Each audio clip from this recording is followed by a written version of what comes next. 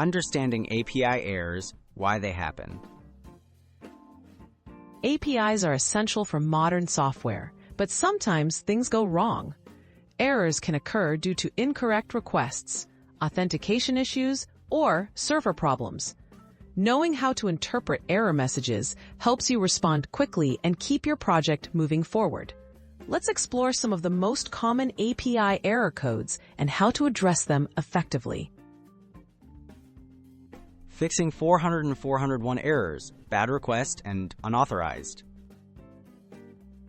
A 400 bad request usually means your API request is missing something, such as required fields or proper formatting. Double-check the documentation for the correct structure. A 401 unauthorized error points to an authentication problem. Ensure your API keys or tokens are correct, up-to-date, and sent in the right place, such as the authorization header.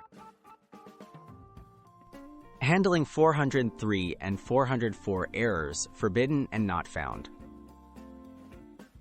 A 403 forbidden error means you don't have permission to access the requested resource.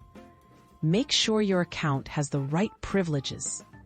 A 404 not found error usually signals a wrong URL or a resource that doesn't exist. Check for typos in endpoint paths and verify that the resource is actually available. Dealing with 400, 29, and 500 errors, rate limiting and server issues. A 429 error occurs when you exceed an API's rate limit. Pause requests and check the documentation for limits or recommended wait times. A 500 internal server error is on the API provider's side. Try waiting and then retrying your request. If issues persist, check provider status pages or support channels for updates. Best practices for smooth API integration.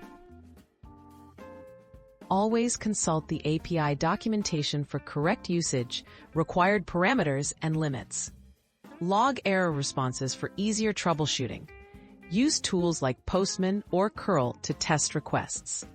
If you encounter a complex or undocumented issue, contact API support with details and error logs for faster resolution. Staying systematic helps you resolve API errors efficiently.